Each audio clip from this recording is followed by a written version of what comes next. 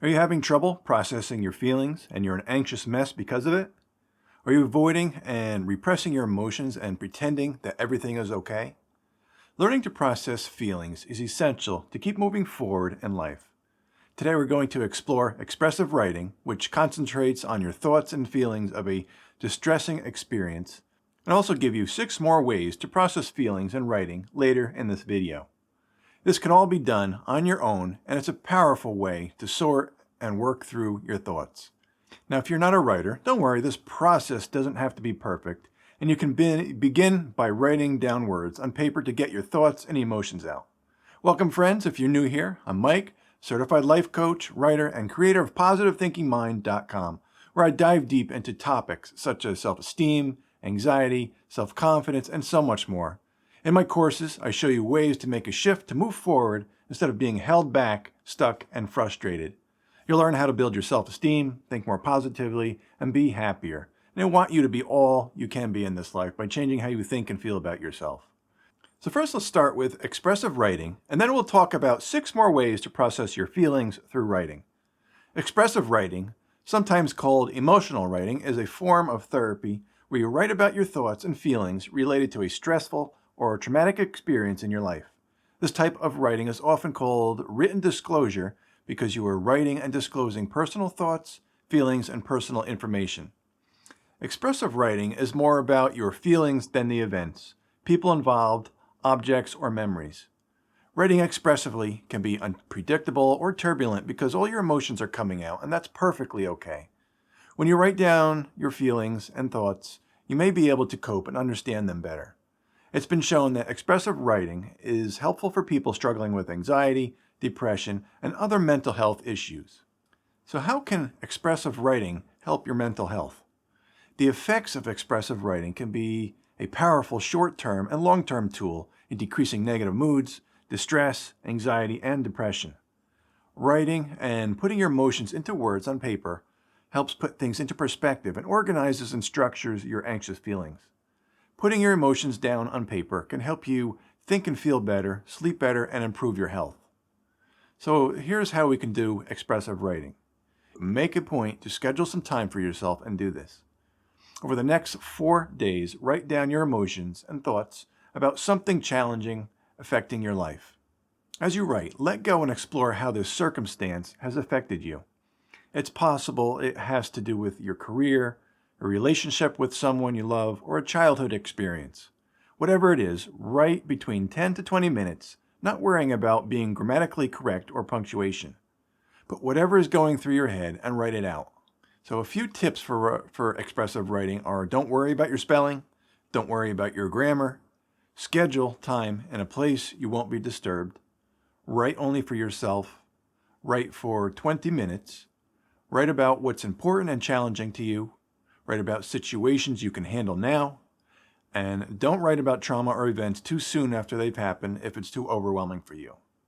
This form of writing therapy has been found to be beneficial, particularly for people with trauma and chronic stress, and can improve mental health and well-being. So next, we'll review more ways to process your feelings and writing. The following 6 ways will help you with your anxiety, distress, whether you're overwhelmed or upset. And the first is the power of journaling. Journaling is great for your mental health and will help you to process your emotions through writing. For many of us, emotions can be overwhelming. We may feel like we are on an emotional roller coaster with ups and downs that we can't seem to control. But what if there was a way to help tame those emotions and reduce anxiety? Enter journaling. Journaling is a simple yet powerful tool that can help us make sense of our emotions and better understand our thoughts and feelings. The act of putting our thoughts into words can help to clarify our thoughts and feelings and can even help to reduce the intensity of your emotions. In addition, journaling can also help to boost our mood and improve our mental well-being. Studies have shown that journaling about positive experiences can help increase our happiness and satisfaction with life. Psychologist Matthew Lieberman at UCLA found that brain scans of volunteers that put their feelings down on paper reduced the activity in the part of the brain called the amygdala, which is responsible for controlling our emotions. He also found that men seem to benefit more than women, and writing by hand was better than typing on a computer. For many years, journaling has been shown to help people process trauma, feelings, and emotions, leading to better mental health. Next is write about and describe your feelings. You can write about your feelings like I'm happy or sad, but have you tried to describe them in such a way as how they would taste or sound, or what your feelings would look like? In her guided journal, Writing for Emotional Balance, clinical psychologist Beth Jacobs writes, journals are like a checkpoint between your emotions and the world. Dr. Jacobs explains that by discussing the emotions, you could feel as if in solid form, you will be able to comprehend them more easily. Try this journal exercise she mentions in her workbook and complete the following sentences for your emotions. If this feeling was a color, it would be. If this feeling was weather, it would be. If this feeling was a landscape, it would be. If this feeling was music, it would sound like. If this feeling was an object, it would be. Doing this exercise helps to raise your awareness of your feelings and understand your emotions better. Next is taking your journal and doing what I call a brain dump. If you're feeling overwhelmed, stressed, or need to get some thoughts out of your head, try a brain dump. Brain dumping is simply journaling about whatever is on your mind without filters or editing. This can be done stream of consciousness, style, or by answering prompts. Either way, the goal is to get everything out of your head and onto the page. Brain dumps can help sort out your thoughts, identify patterns, and release pent-up emotions. They can also be a form of self-care, providing a space to process difficult experiences and events. This process is simple, and I recommend doing it early in the morning when you get up, and all you need is 10 minutes a day. It involves removing all your overthinking thoughts, taking your negativity or whatever is on your mind and putting them somewhere else.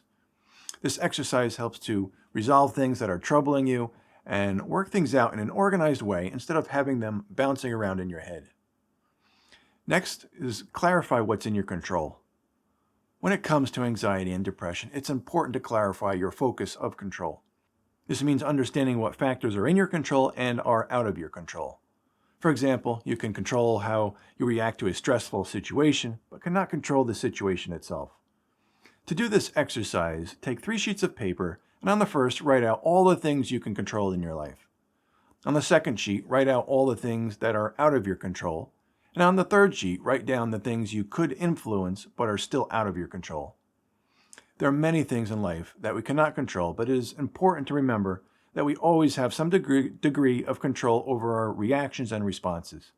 By taking the time to clarify your focus of control, you can reduce your anxiety and depression levels significantly and create an action plan to come up with coping skills for dealing with them.